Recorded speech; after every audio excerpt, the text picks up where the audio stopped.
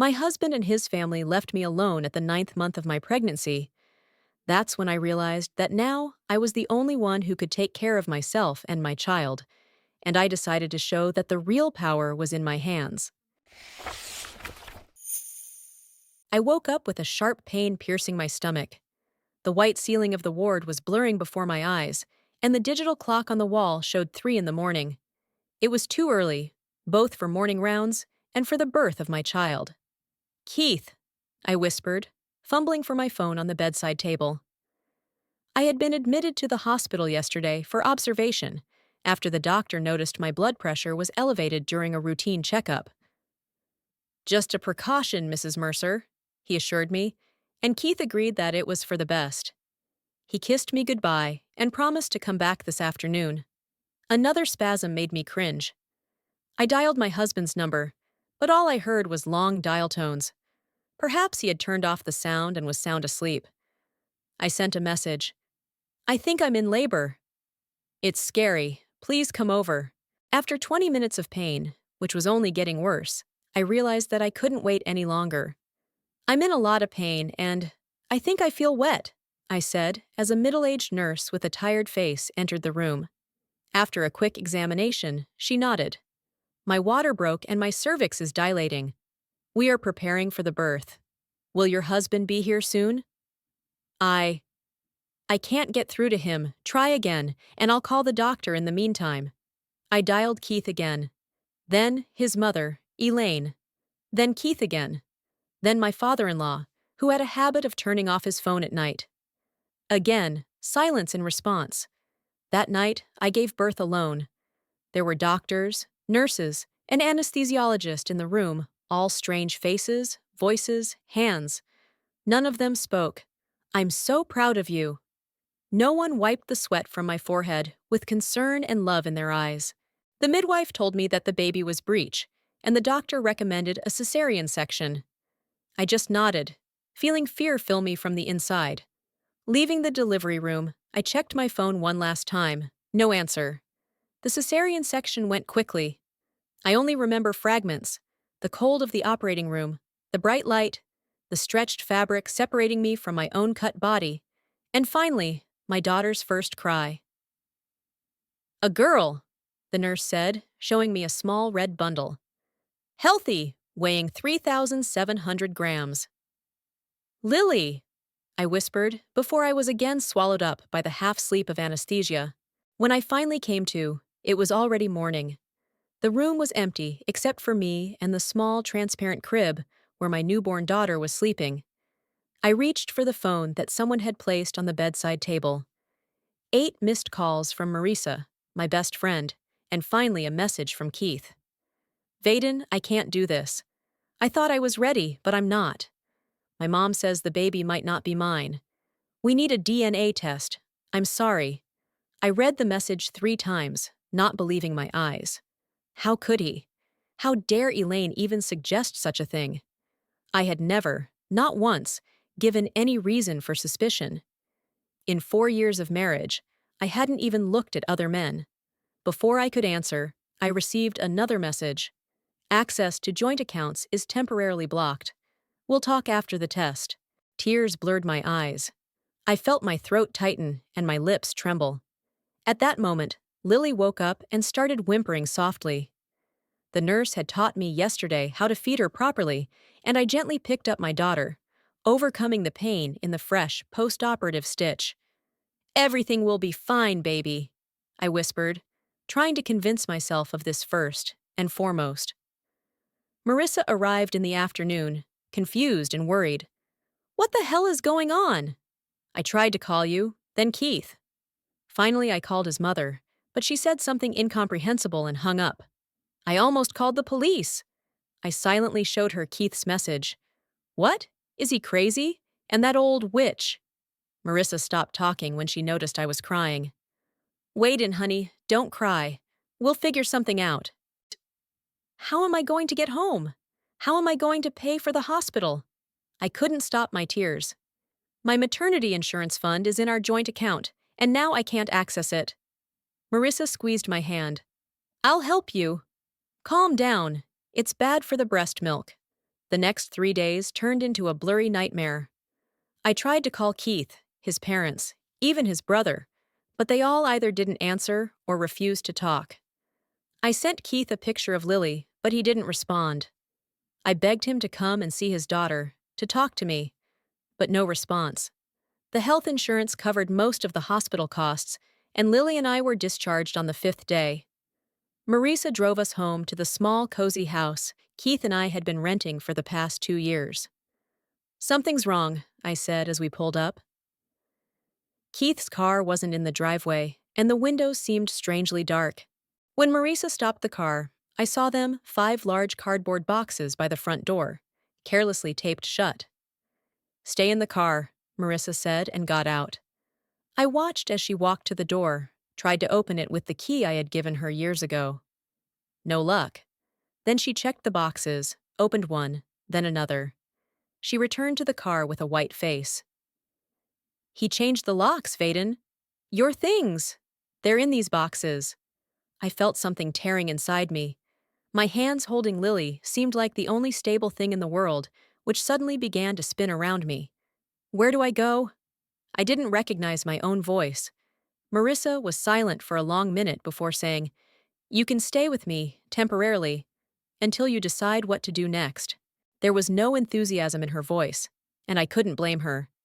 Her one-room apartment was barely big enough for her alone. "Thanks," I whispered. "We won't be long, I promise." Marisa turned the car around, and I took one last look at the house I had thought of as home just a week ago. How quickly everything had changed. How quickly I lost everything: my husband, my home, my financial stability.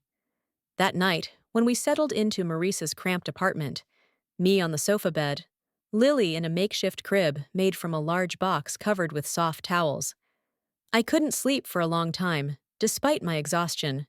Marisa had long been asleep in her room when Lily woke up again for her nightly feeding. I took her in my arms, feeling her warm little body snuggled against me. In the pale light of the nightlight, I looked at her tiny face, wrinkled, with closed eyes, but so beautiful that my heart was squeezed. "I don't know how we're going to make it, Lily," I whispered, rocking my daughter. "I don't know what will happen tomorrow or next week or next month.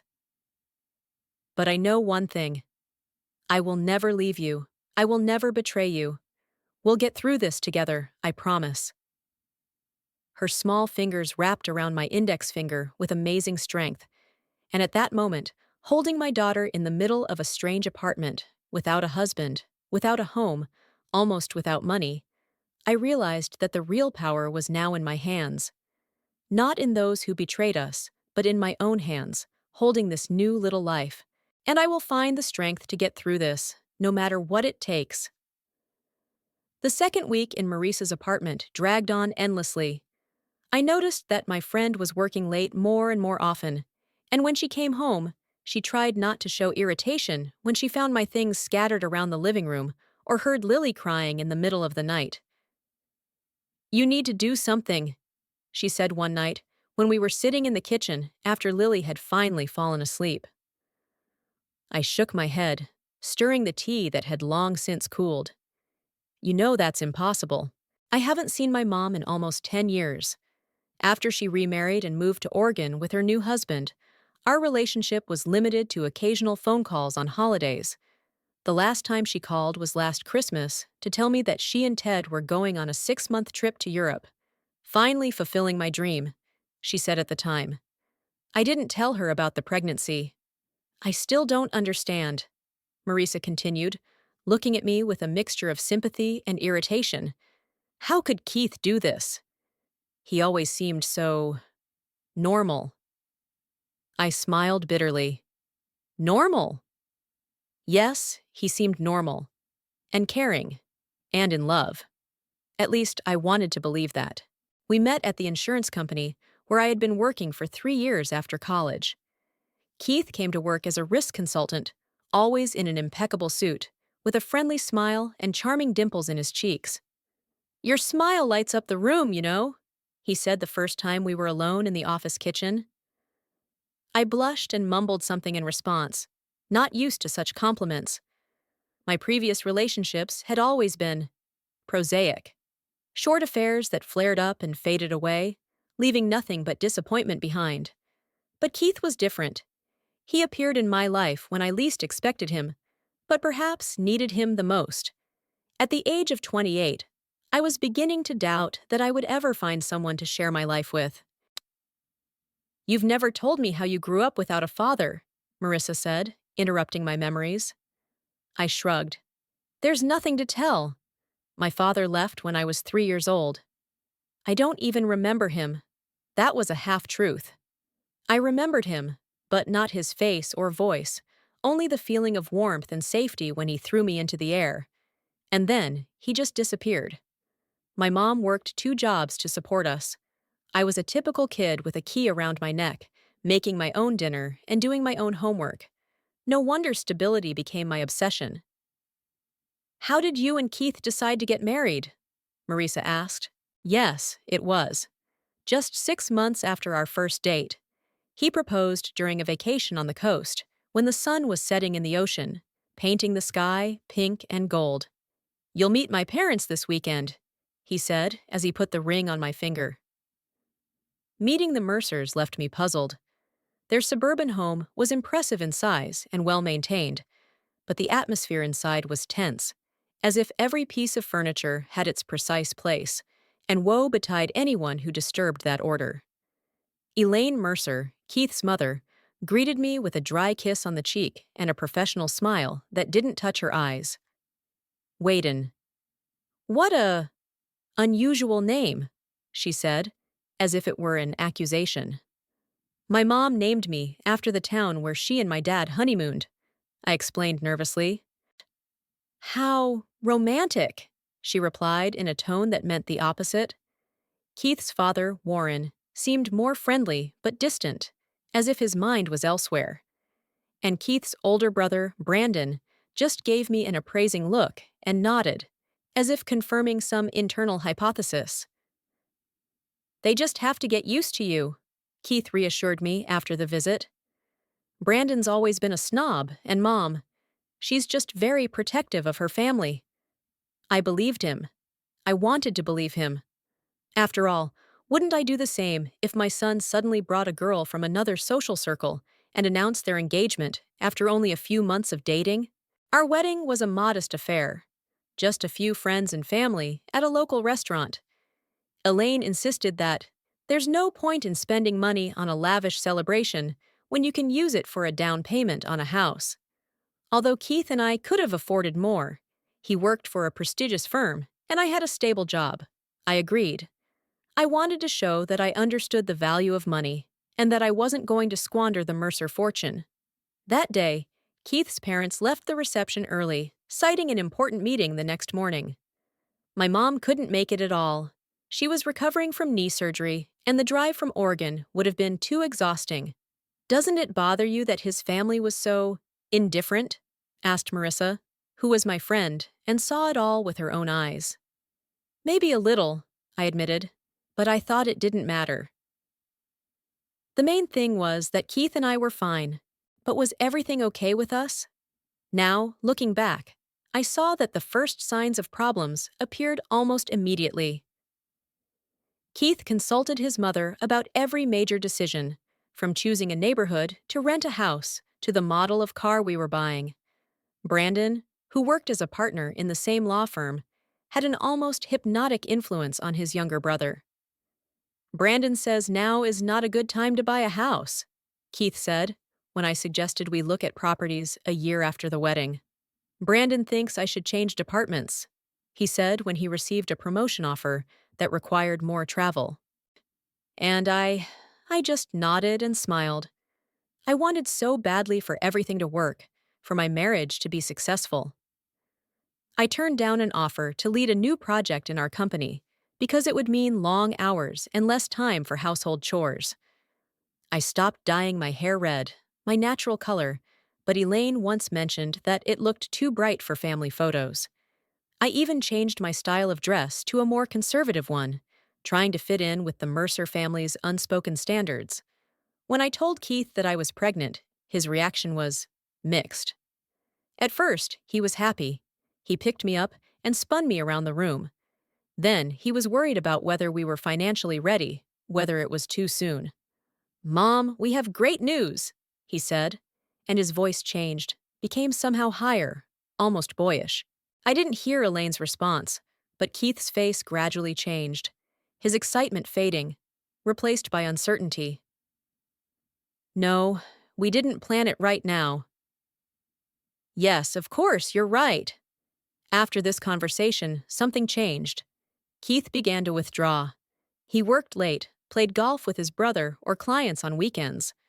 When I started attending antenatal classes, he always found an excuse not to come with me. "Are you okay?" I asked him once when he didn't come to dinner for the second time in a week. "Of course," he replied a little too quickly. "Just a lot of work. Now that the baby is coming, we need more money." I believed him, again. I believed that his aloofness was just a fear of parenthood, that he would cope when the baby was born. I believed that his love for me was stronger than his family's influence. I believed I could be the perfect wife and mother if I just tried hard enough. I was wrong. "You didn't see any signs?"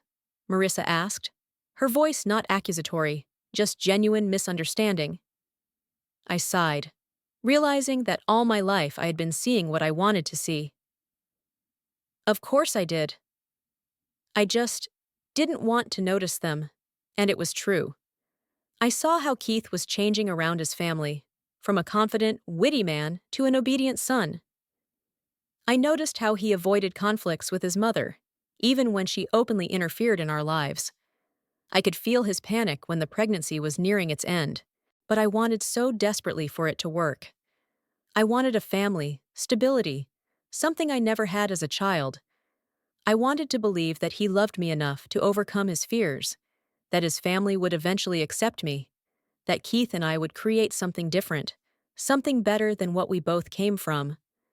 I created the illusion of a perfect marriage, a perfect husband, a perfect family. And I clung to this illusion even when reality screamed in my face that something was wrong. Lily's soft cries came from the room. I stood up, feeling the familiar pain in my cesarean section stitch. "She needs a diaper change," I said, avoiding Marissa's gaze. I was ashamed that I had been so blind, so naive, for allowing myself to believe in a fairy tale when all signs pointed to a completely different ending. I walked over to my daughter's makeshift crib and picked her up. Her face, so perfect and pure, reminded me that not everything was an illusion. She was real. And now, perhaps for the first time in my life, I had to face reality, no matter how painful it was. I flinched at the sound of the front door. Marissa had come home earlier than usual, and her steps were heavier than usual. Lily had finally fallen asleep after an hour of continuous crying, and I sat by the makeshift crib, afraid to move in case I woke her. "You have a letter," Marissa said, holding out an envelope with the law firm's logo. My heart skipped a beat. I took the envelope carefully, trying not to wake Lily. "Is it from the Mercer lawyers?" Marissa shrugged and went into the kitchen. I could hear her opening and closing the cabinets with more force than necessary. Lily and I had been living in her apartment for 3 weeks now, and I could see her patience wearing thin with each passing day. With trembling hands, I opened the envelope. "Subpoena. For the custody of Lily Mercer's minor child. Charges of unfit motherhood." The letters blurred before my eyes. "They're filing for custody?" I didn't notice Marissa come back into the room with 2 cups of tea. "After they abandoned you both?" I couldn't speak. My throat was tight with tears that I refused to shed. I was too exhausted to cry. 3 weeks of sleepless nights, constant fear, humiliation. I tried to contact Keith dozens of times, but he either didn't answer or wrote back with short messages like, "We'll talk through the lawyers." "I can't afford a lawyer," I finally said. "You can get free legal advice," Marissa offered, sitting down next to me on the couch. "Look, Vaden, we need to talk. I know I promised you temporary shelter, but this is the 3rd week. My landlord has found out that there is a baby in the apartment and is threatening to terminate the lease if the situation does not change. Besides, I just. She trailed off, avoiding my gaze. You didn't sign up for this. I finished for her. I understand, Marissa. I really do. Do you have any plans? She asked after a long pause. Plans? What plans could a woman with a newborn baby, no job, no place to live, medical bills that were piling up every day, and now a lawsuit? I'll try to find a job, I said, knowing how unrealistic it sounded. Maybe I can work remotely. Marissa sighed but didn't say anything. We both knew that finding a job with my limitations, caring for a baby, no stable housing, and legal problems, was almost impossible. The next day, I attended a free legal consultation. A young female lawyer, Tessa Nolan, listened to my story with professional compassion. They have no grounds to terminate your custody, she said as she looked over the paperwork. But the legal process will be exhausting. They can afford the best lawyers and drag it out for months. They want a DNA test, I said quietly. That's their right, but once paternity is confirmed, they'll likely demand joint custody or a visitation schedule, Tessa explained. You need to prove that you can provide for the child. Do you have a job? Stable housing? I shook my head, feeling my hope slowly slipping away. Don't worry, we'll figure something out. Tessa tried to cheer me up. By the way, you need to file for child support. Regardless of how the custody situation turns out, the father is obliged to support the child financially. I nodded, feeling strangely detached. How quickly my life had turned into legal terms and financial calculations. The DNA test was scheduled for the following week. Keith appeared in person for the first time since Lily's birth, accompanied by his brother Brandon. They were both wearing expensive suits and looked completely out of place in the corridor of the clinic where the tests were being conducted. Vaden, Keith nodded, avoiding looking at me or the baby directly. Don't you even want to look at your daughter? I asked, feeling anger mixing with pain. We'll wait for the test results, Brandon interjected, putting his hand on his brother's shoulder. Do you believe she's not yours? I looked directly at Keith, ignoring his brother. She has your eyes, your nose. Keith finally looked at the sleeping Lily, and I saw something flicker in his eyes. Doubt? Pity? We have to follow legal procedure, he said coldly. A week later, the results came back.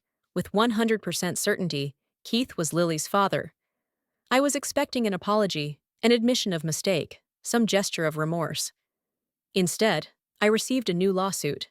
Now the Mercer family demanded joint custody. Have they gone crazy? Tessa was indignant when we met in her office. Keith has never once shown a desire to see the child, has not provided any financial support, has kicked you out of the house, and now he wants joint custody? It's not Keith, I said tiredly. She has always controlled his life. The first court hearing took place 2 weeks later. I was shaking as I walked into the courtroom, holding Lily in my arms. She was so quiet, as if she felt the importance of the moment. Marissa was sitting next to me, and Tessa was preparing the documents.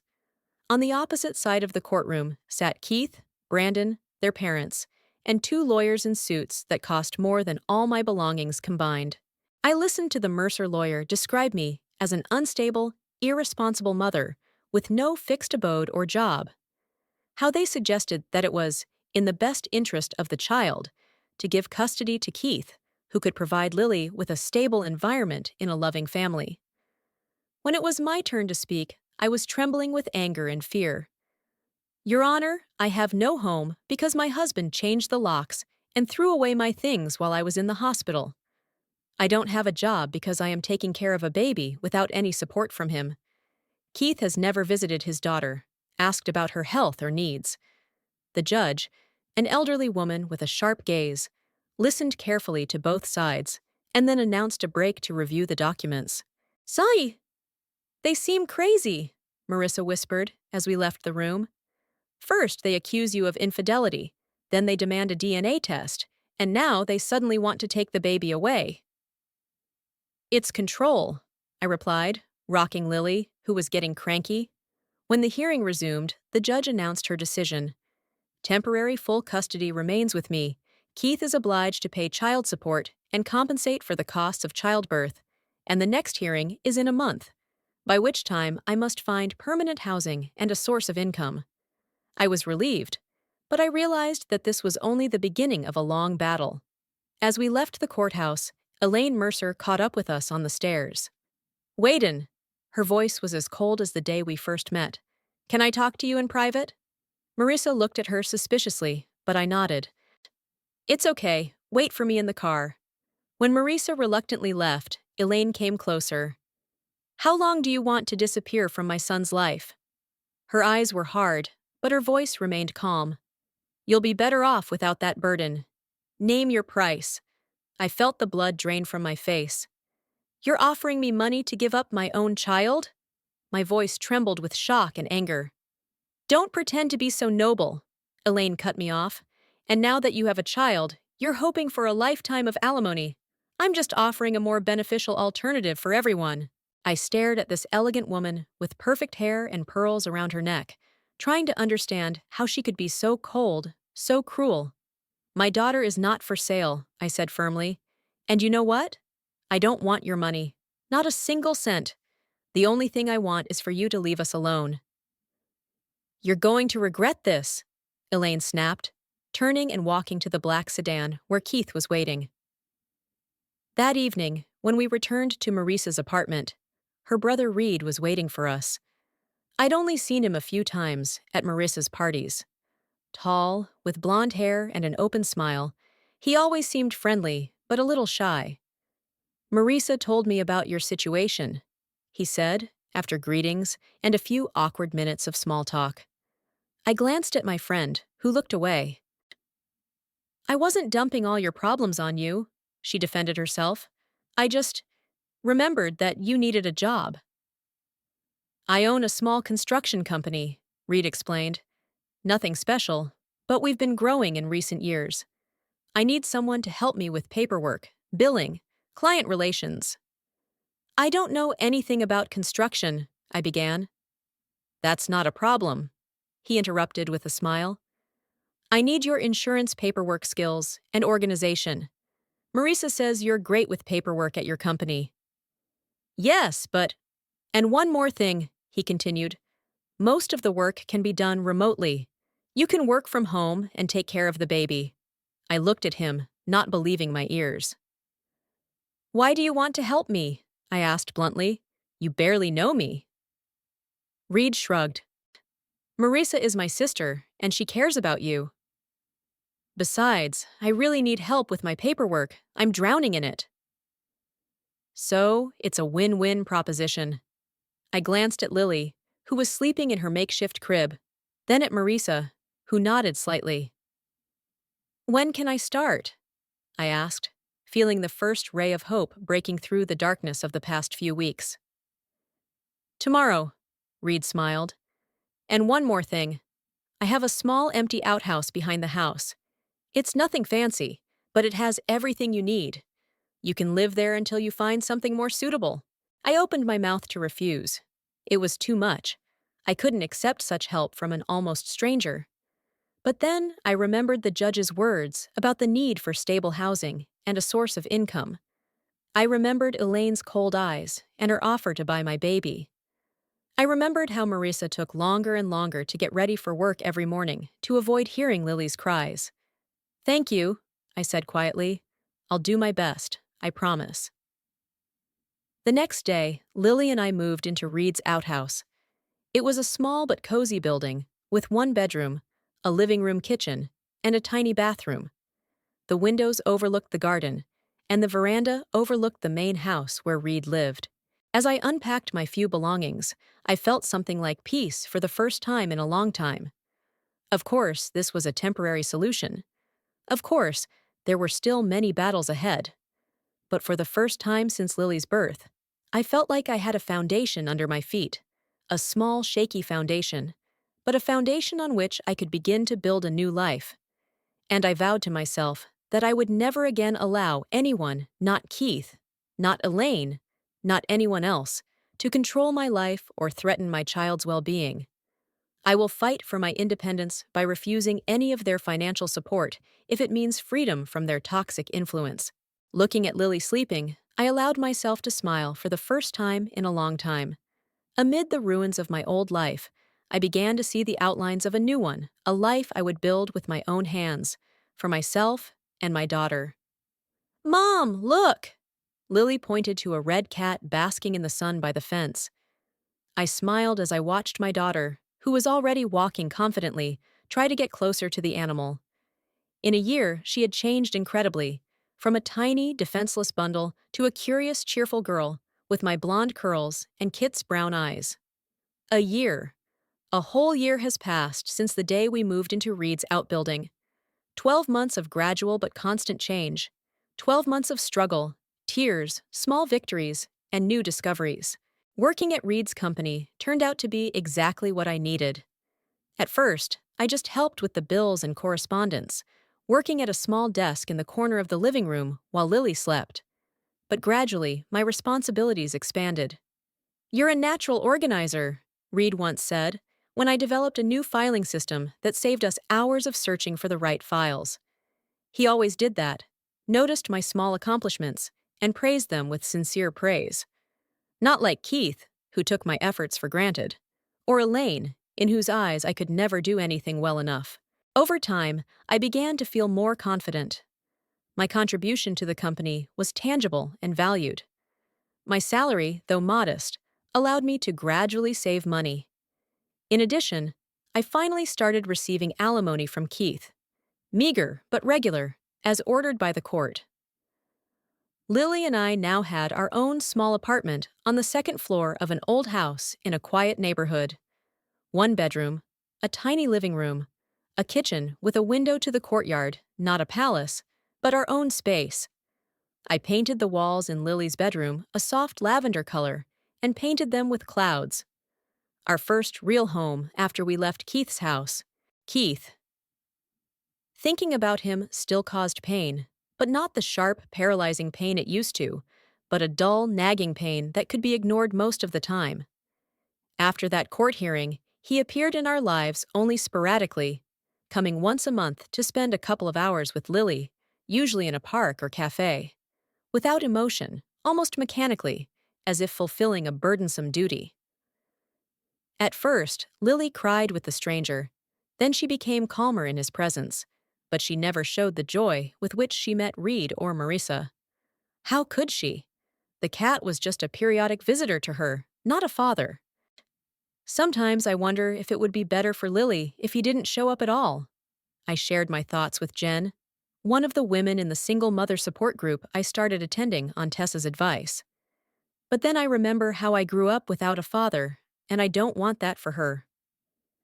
Jen, a mother of 2 boys who had gone through a painful divorce, nodded in understanding. Even an imperfect father is still a father. At least when they grow up, they'll know that you didn't interfere with their relationship. The support group became another lifeline for me. Women who had gone through similar experiences, who understood how hard it was sometimes to get up in the morning and continue to function when it seemed like the world was falling apart. We shared tips on raising children, exchanged clothes that were too small, and sometimes just sat and cried together.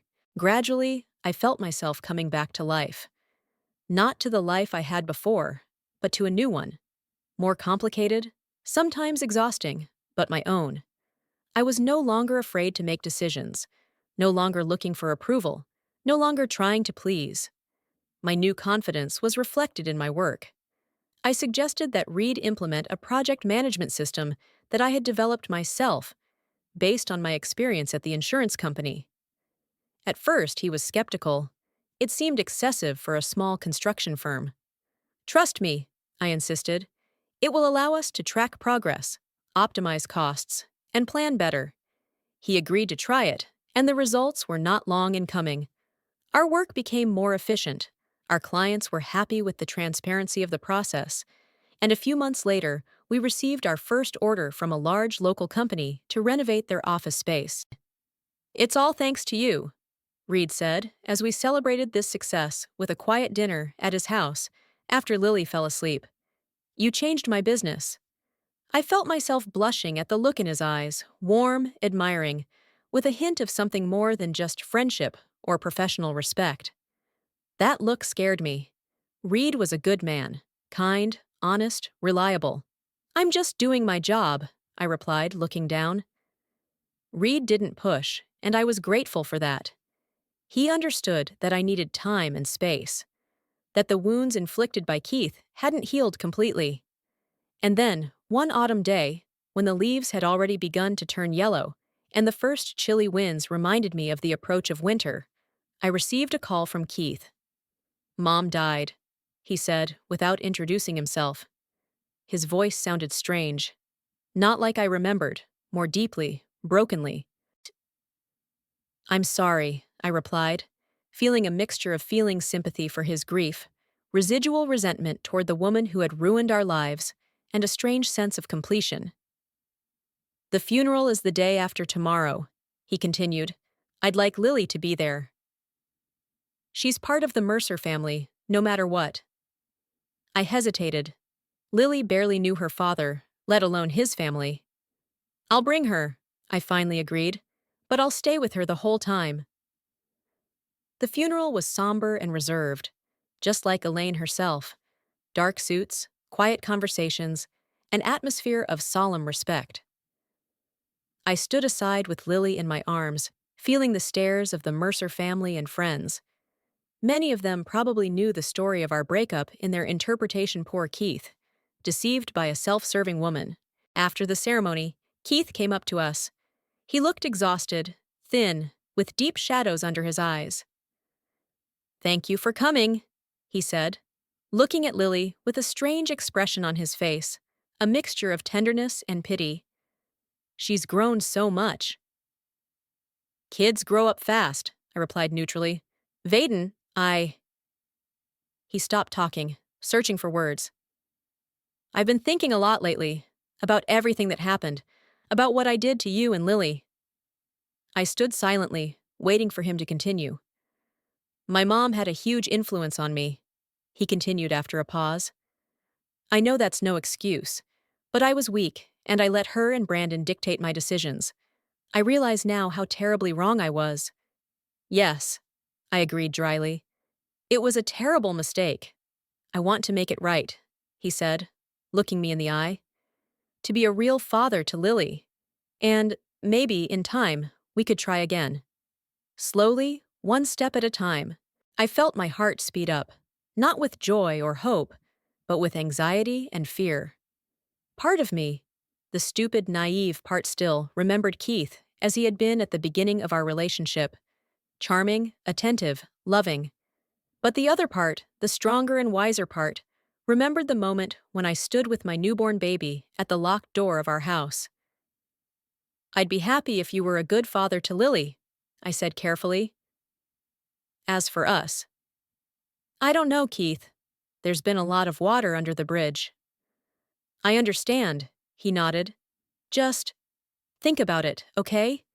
It would be better for Lily to have a full family." With these words, he touched a vulnerable string in my heart. The dream of the perfect family I had been striving for all my life. But was it the family I wanted for my daughter? With a father who had already betrayed us both once? "I'll think about it," I promised, not wanting to continue this conversation at the funeral. Returning home, I felt a strange anxiety. A cat who suddenly wants to come back into our lives after a year of indifference. Was it because of his mother's death? Or has he really changed? And most importantly, do I want to open the door to our life again, risking everything I've worked so hard to build this year? A message from Reed flashed on my phone. "How'd it go? Need any help?" His concern, constant and unobtrusive, caused a warm wave of gratitude. Lily, tired from an unusual day, fell asleep in the back seat. I looked at her serene face through the rearview mirror and thought about all the decisions I would have to make in the coming days and weeks, about how they would affect her future, and that this time I wasn't going to let anyone, not even Keith, decide for me. I sat on a park bench, watching Keith swing Lily on a swing. 2 months had passed since Elaine's death, and he had kept his word and become much more involved in his daughter's life. Now he picks her up every weekend, brings her gifts, and calls to find out how her day at kindergarten went. And every time we met to hand Lily over, he had an unspoken question in his eyes. Did you think about us? I did. All the time. I weighed all the pros and cons, replayed our happy moments and painful breakup in my head. I remembered how desperately I once wanted to create a perfect family with Keith, but something had changed. She loves you so much, Keith said as he came over with Lily in his arms. Our daughter laughed, her cheeks flushed from the cold autumn air. She talked about you all the time. Mommy this, mommy that. I smiled, feeling a warm wave of love. 2 years ago, in the darkest period of my life, I could not imagine that I would ever be happy again. Keith, we need to talk, I said, as Lily ran to the sandbox where the other children were playing. He nodded, obviously tense. I've been thinking about your offer to try again, I began carefully, and I'm grateful. I really am. It's probably best for the child when the parents are together. His face brightened, but I held up a hand to stop him. But I can't. Not because I hold a grudge or want revenge. It's just, I don't love you anymore, Keith. And I don't think I can ever trust you the way I need to for a real relationship. He looked down, and I saw his shoulders slump slightly. I understand, he said quietly. I was so hoping I could fix things. Some things can't be fixed, I replied, without bitterness, just stating the fact. But you can be a good father to Lily. And I would be happy to have you. We sat in silence, watching our daughter build a sandcastle with another girl. I want you to know, Keith finally said, that I really loved you. And I'm sorry for everything that happened. I know, I nodded. And I believe that you are really sorry now. But Keith, you've always been a person who let others make decisions for you. First your mother, then Brandon. Even now, are you sure it's your own desire to come back, and not guilt or fear of loneliness? He was silent for a long time before answering. Maybe you're right. I don't know. You need time to figure out what you really want out of life, I said gently. And in the meantime, just be a good father. As we said goodbye that day, I felt a strange relief, as if I had lifted a weight I hadn't even realized I was carrying. The next week, Reed invited me to dinner at a restaurant. Lily stayed with Marissa, who adored her role as an aunt and often offered to sit with her. I have a proposal, Reed said when we finished eating. I smiled, knowing him well enough to realize how nervous he was about saying something important. I'm listening. You know how the company has changed since you started working with us. We've gained more clients, expanded our staff, and increased our efficiency. Don't exaggerate. I felt myself blushing with praise. You built this business long before I came. But it was you who took it to the next level, he insisted. I looked at him, not sure I had heard him correctly. Partner? In a construction company? Why not? He shrugged. You know the business inside out. You understand finance and project management better than I. I propose to divide the company, 70% for me, 30% for you, with the possibility of increasing your share in the future. It was a generous offer, much more generous than I could have expected. Owning a stake in a business that was growing steadily meant long-term financial stability for Lily and I. Why are you doing this? I asked bluntly. Reed looked me in the eye. Because you deserve it. And because I believe in you. I did not expect such a simple and honest answer. No manipulations, no ulterior motives. I need time to think, I said. Of course, he nodded. Take your time. But I already knew my answer. As he walked me home that evening, I turned to him and said, Dash, I accept your offer. With one condition, we formalize everything legally, with clear terms of partnership and the possibility of leaving if something goes wrong. He laughed. You are always so careful. But I agree. Tomorrow, I will ask my lawyer to prepare the documents. And it was at that moment, standing on the porch of my house, under the soft light of a street lamp, that he leaned over and kissed me lightly. I froze for a moment, and then returned the kiss. The next few months flew by at a frantic pace, forming a partnership, training new employees, expanding the business. Reed and I worked side by side, complementing each other. His practical knowledge of construction and my understanding of business processes created the perfect combination. Our relationship developed slowly and carefully. Reed never pressured me, giving me time to get used to the idea that I could trust someone again. Lily adored him. He made her wooden toys, read her stories, and patiently answered the endless questions she started asking at the age of 2.5. Strangely enough, the cat also remained present in our lives. He kept his promise to be a good father, saw Lily regularly, and even started paying more child support than the court had ordered. One day, he brought a young woman, Amelia, an elementary school teacher he had recently started dating, to take Lily for a walk. "She seems nice," Reed said when I told him about it. "Yeah," I agreed, surprised by my lack of jealousy or resentment. "I hope she makes him happy," and I really did. Although Keith had hurt me deeply, I no longer held a grudge. He was my daughter's father, and his happiness affected her well-being.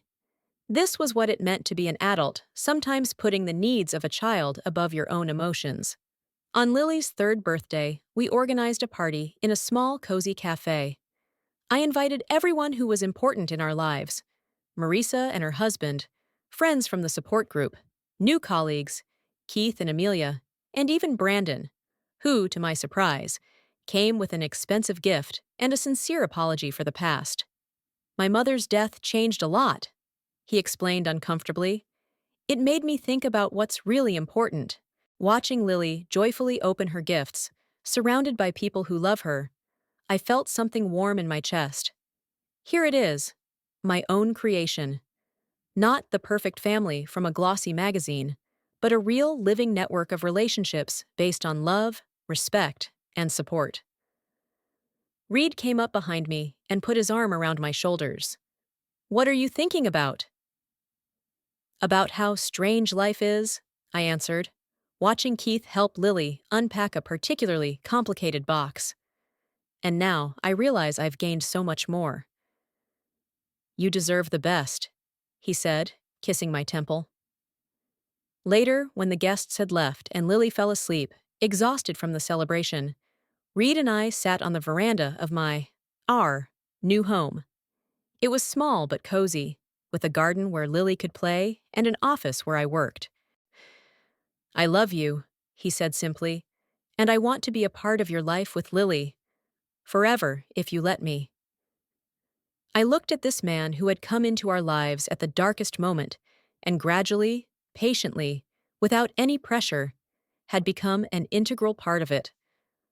"I love you too," I replied, saying these words out loud for the first time. It was not a formal proposal or promise. It was simply an acknowledgement of what already existed between us, a deep connection based on respect, trust, and love that grew gradually with each day we shared, each problem we overcame, each moment of joy we shared. Later that night, when Reed went home, I sat by Lily's bedside, watching her sleep, holding her new teddy bear, a gift from Keith, tightly to her. Her face was so serene, so confident that tomorrow would be a new day full of love and care. And I realized a simple truth. True strength is not in controlling others or circumstances. It is not in a perfect marriage or a perfect career. True strength is in the ability to take responsibility for your own life, in the courage to make difficult choices and live with their consequences. It is the ability to find the light even in the darkest of times. 3 years ago, when Keith and his family left me alone when I was 9 months pregnant, I thought my heaven had fallen to earth. But now I realize that the real sky has always been in my hands. I created it for myself and my daughter. Not perfect, with cracks and dark clouds, but my own. And under this sky we will live, love, and grow, step by step, day by day, finding strength in ourselves and in each other.